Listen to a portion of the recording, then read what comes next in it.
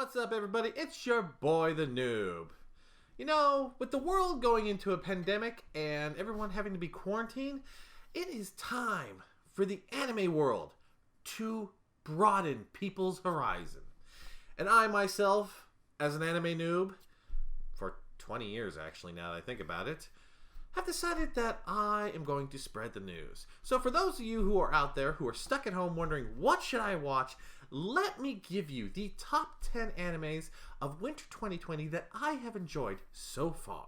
The first anime I want to introduce you to is called Darwins Game. This anime is a battle royale anime. Players of this mobile game come to find out that this free-to-play mobile game will cost them more than money. It will actually cost them their lives. Your main character is known by the name of Sudo, and when he gets invited into this game, he doesn't realize that he has just put his life on the line and gets attacked by a bare-headed mascot character who eventually is trying to kill him. Luckily for him, he does survive his first encounter, but comes to realize that the people who play in this and lose do die. Now, I've enjoyed this anime because it is very fast-paced and it is a very good battle royale. There's supernatural powers, there's actually uniqueness to all the characters that I've seen, and I'm sorry, the way they ended the first episode with him ending up in bed with a naked blonde girl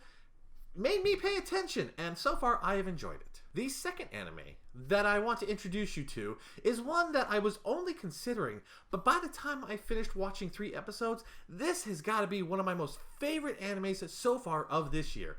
It is called Barfi. I don't want to get hurt, so I max out my defense. This is one of those animes you just shut your brain off and enjoy. Your main character, Maple, joins an online MMO game and decides to play it. But like the title says, she does not want to get hurt, so she literally puts all her points into her shield class category. But somehow, doing this and doing an odd way of leveling up, she gains all these skills that make her the most OP character in this game, to where even the game devs worry about her. I love this anime because, like I said, I shut my brain off, I watch it, you watch cute girls doing cute things in an online MMO, and Maple has got to be the most relatable character I can think of because when in doubt, she eats away her problems.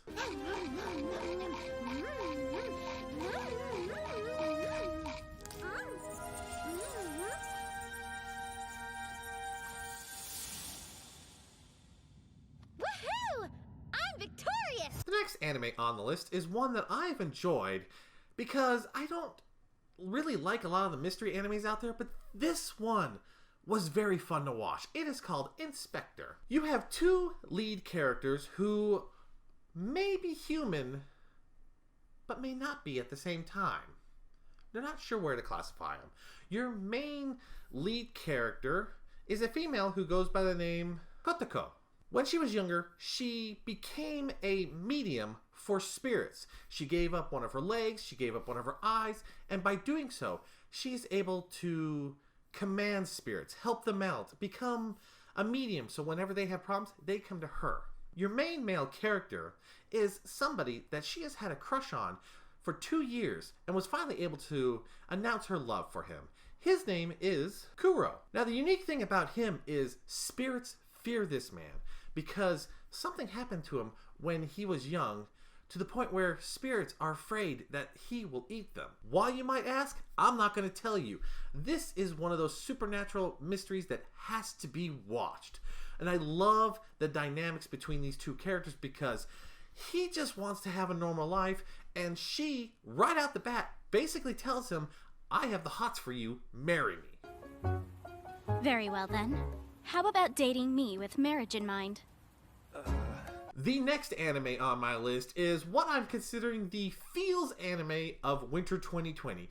It is called Somali and the Forest Spirit. This is a story set in a time where humans are basically extinct. Monsters and spirits and demons basically rule the world. You have a forest guardian who is a golem who stumbles across this small human girl named Somali.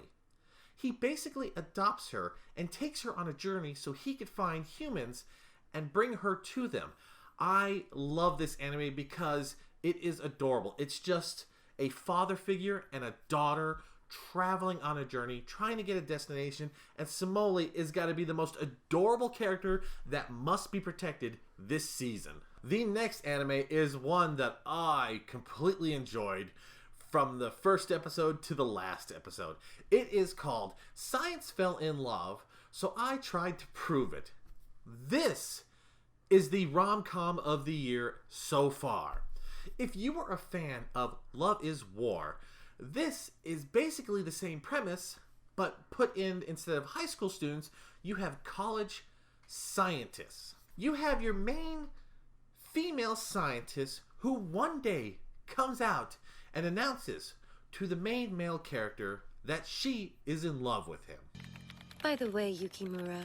What is it now, Himuro? It appears I have fallen in love with you.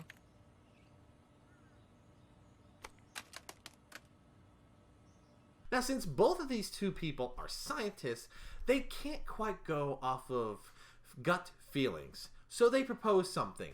We will prove that we are in love with each other with science. Every episode is them basically going through experiments on how to prove that they love each other.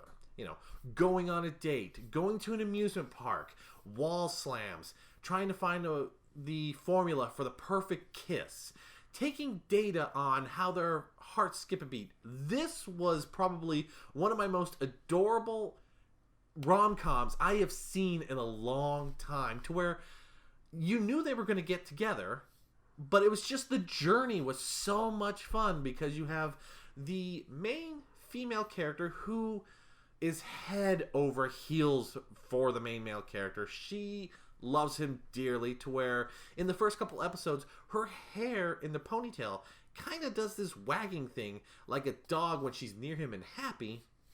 And your main male character may have a grumpy ass looking face, but you could tell right off the bat he thinks of her the same way, but he just doesn't know how to admit it. The next anime is an anime basically kind of like an isekai because you're only watching them when they're in the video game.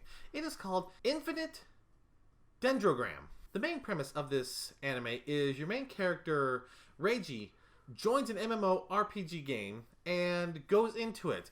This world called Infinite Dendrogram is a very unique world. All the NPCs pretty much have artificial intelligence and they can die, so it does change the way the game plays. Now, it's your basic kind of MMORPG. You log in, you join adventures guilds, you go on adventures, you get quests, but each unique character gets a unique item. It is called an embryo that will eventually take on the weapon form most suited for each character.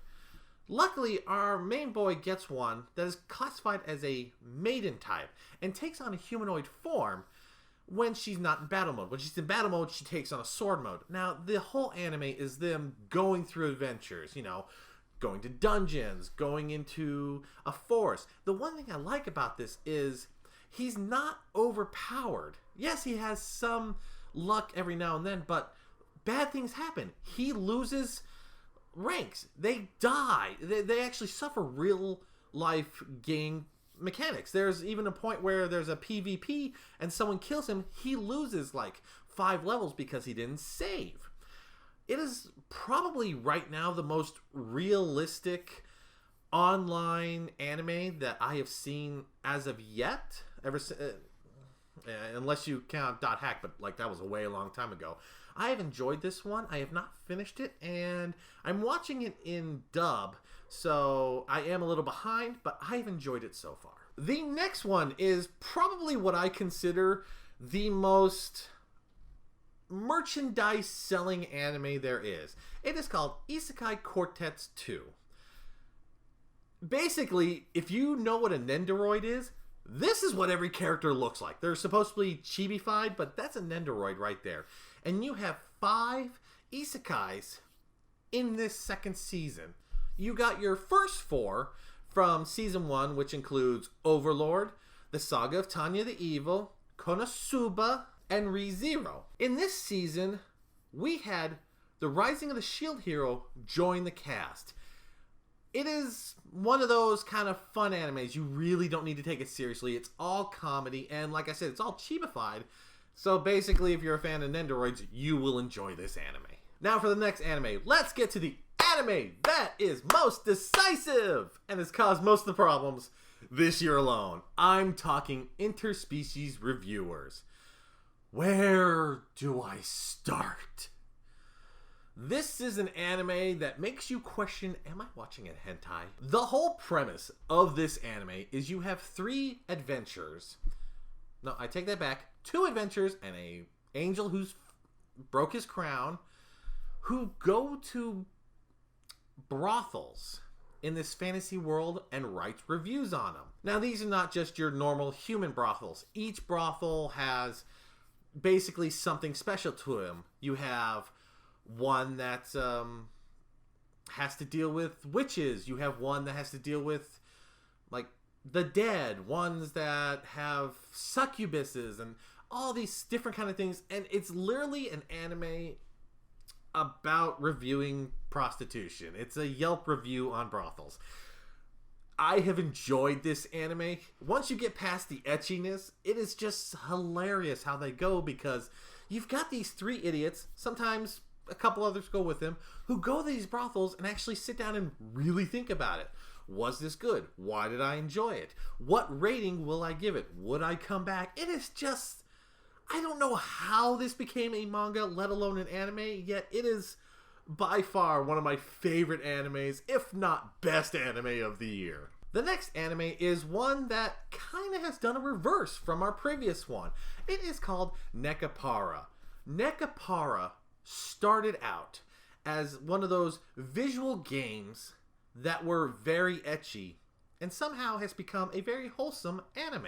The main cast of this is basically cat girls from the video game. It mainly revolves around Chocolat and Vanilla as they go through their days, working at their master's cafe and taking care of this little cat girl that they found.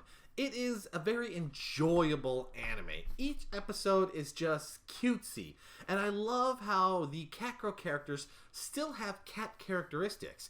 You know, when they fight with each other, their tails go up and they meow. When the sun is out, they'll be lying on the ground. There's even a scene that was like the meme where they take the cucumber and put it behind one of them and they freak out and jump. This is just a cute anime, which is very surprising, because a lot of people will always remember NECA Para, the game, as How Do I Sleep with the Cat Girls, but watching the anime, it's not that. You don't think anything pervy. It is just adorable.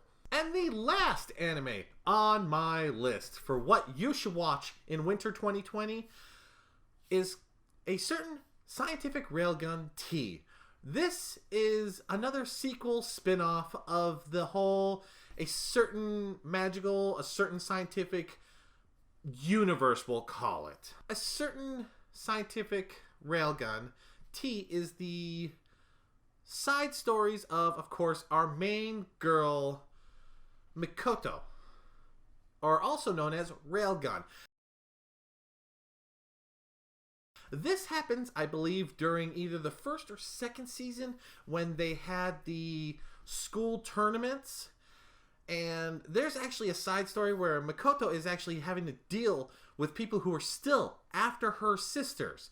If you have ever watched the Certain Magical Index, you know that she had 20,000 clones made of her for a project that she really didn't like.